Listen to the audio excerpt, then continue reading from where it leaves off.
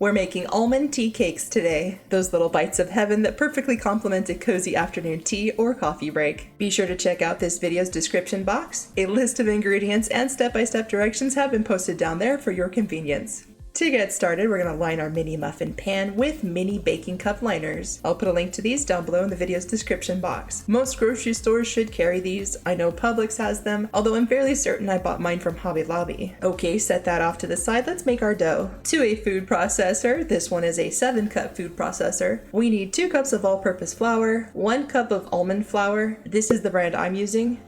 2/3 cup of granulated sugar, half a teaspoon of baking powder, 1/4 teaspoon of salt, 1 cup of unsalted butter. I use salted butter because that's my go-to butter. Very rarely will I ever use unsalted butter. I will use unsalted for frostings though. That actually does make a huge difference in my opinion. 1 teaspoon of vanilla extract and half a teaspoon of almond extract. I did end up making this recipe again later in the week and used a full 1 teaspoon of almond extract instead. I thought half a teaspoon was a little too subtle for me. Alright, we're gonna pulse this until we have a nice smooth dough.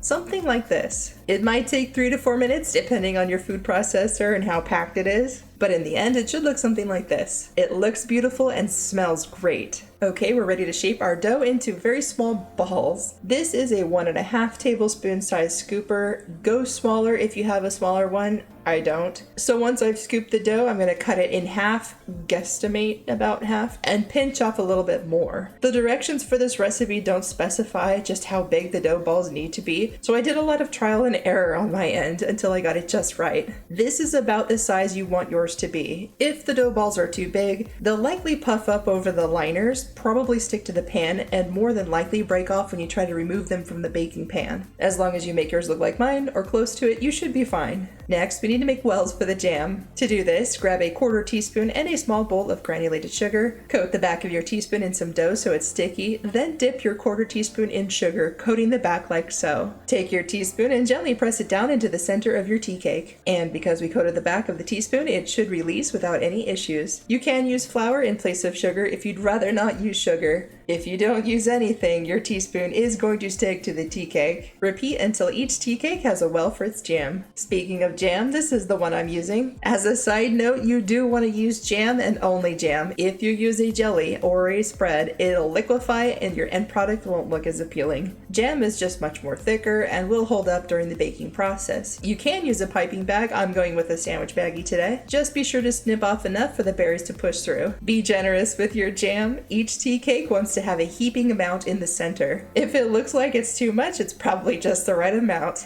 When you're filling your tea cakes, if you have any doubts, have a look at mine for comparison.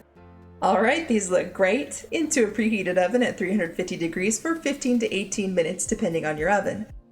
Mine were done right at 15 minutes. And here they are. Don't they look delicious?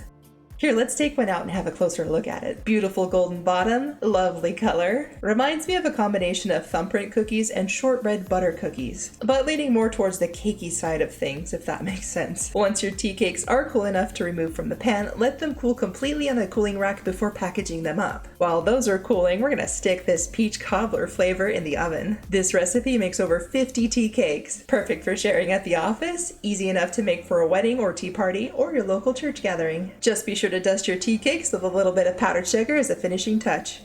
Whoops, this one got a little extra love. Oh, all right, twist my arm, I'll eat it.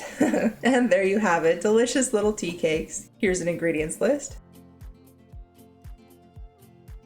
Thanks for watching, and if you like this video, be sure to subscribe so you don't miss out, and I'll see you all in the next video.